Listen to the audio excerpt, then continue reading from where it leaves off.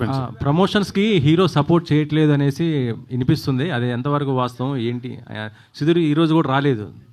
అదే నాకు ఏంటంటే సుధీర్ గారు చాలా రెస్పాన్సిబుల్ పర్సన్ అనే నేను సినిమా బేసిక్లీ ఆయన హీరోలాగా ఒప్పుకున్నది. ఎందుకంటే ఆయన చాలా కింది నుంచి పైకి వచ్చాడు. ఆయనకి ఎప్పుడు పెట్టలేని బడ్జెట్ పెడుతున్నాము కాబట్టి హీల్ డూ జస్టిఫికేషన్ అనుకొని సెలెక్ట్ చేశాము. ఆయన మంచి ఫ్యామిలీ నుంచి కూడా వాళ్ళ పేరెంట్స్ మంచి వాళ్ళు, అప్గ్రేవింగ్ మంచిది. సో నేను I'm believing that he'll come. ఎందుకంటే మేము ఎక్కువ రోజులు వెయిట్ చేయలేదు.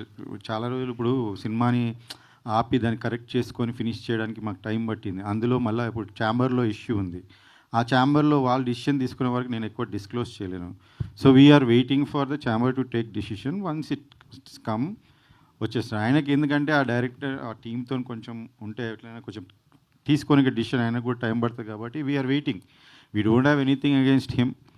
ఓన్లీ ఒక పర్సన్ మంచి చేయలేదు, ఆయన మంచి రెస్పాన్సిబుల్ కాదు, బిహేవియర్ బ్యాడ్ ఉండే చాలా. ఇప్పుడు ఈమె ట్వీట్లోనే మీరు చూడండి, ఆయన తీసేశాక 1 year బ్యాక్ తీసేశాక ఆయన సీన్లు లీక్ చేశాడు నెట్లో.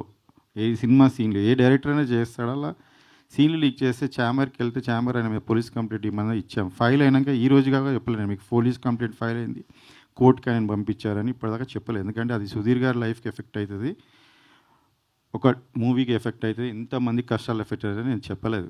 ఇప్పుడు నేను చెప్తున్నాను ఎందుకంటే ఎక్కువ రోజులు మనం దాచలేం. అలాంటివి అయినా ఒక 1 year కంప్లైంట్ ఇచ్చి మనం అది చేసిన 1 year నుంచి సినిమా ఏ విషయంలోనే ట్రోల్ చేస్తున్నారు మీరు చూడండి. ఇప్పుడు ఈమె విషయంలో ఆ మాట అనడము నేను కూడా అసలు చూసే లోపలే ఆమె రియాక్ట్ అయిపోయింది.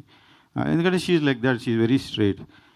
అదే ఆమె కూడా అదే అంటుంది. ఇప్పుడు ప్రాబ్లం ఉంటే మీరు ఛాంబర్కి వెళ్ళండి, మీరు డైరెక్టర్ అయితే వాళ్ళ అసోసియేషన్లో కంప్లైంట్ చేయండి, అట్లయినా మీరు ప్రూవ్ చేసుకుందామంటే ఆయన ఎందులో మెంబర్ కాదు. ఆయన ఇంతకుముందు కూడా 2 సార్లు సినిమాల నుంచి బయటికి పంపించేశారని మీకు ఇంకా దిల్రాజు గారు కూడా ఆయన ఆపి వేరే వాళ్ళతో ఫైనాన్స్ చేయించుకున్నాడు ఆ ఫస్ట్ మూవీ. సో ఇవన్నీ కూడా అందరికీ తెలుసు ఇండస్ట్రీలో. నేను కొత్తగా చెప్పాల్సిన, అందుకని ఆయన గురించి మాట్లాడి వేస్ట్, కొత్తగా చెప్పాల్సి వేస్ట్. సో నేను రైట్ టైంకి నాకు చాలా సినిమా ఎఫెక్ట్ అవుతుంది, అందులో డబ్బులు పెడతానే ఉన్నాం, సినిమా ముందుకు జరగట్లేదు, డిలే అవుతుంది, చాలా విషయాలు ఉన్నాయి నేను చెప్పాలంటే. అందుకనే ఆపి సుధీర్ గారికి చెప్పి 2 సార్లు చెప్పాను ఆయనకి. ఆయన రిక్వెస్ట్ చేసినప్పుడు మళ్ళీ పెట్టుకున్నాను, మళ్ళీ బడ్జెట్ కూడా ఆయన రిక్వెస్ట్ చేసినందుకు ₹1 కోటి ఎక్కువ కూడా పెంచాను లాస్ట్కి. ఇలాంటివి నేను అన్నీ చేశాను. I'm 100% honest and fair and I believe in God. Everything happens for good.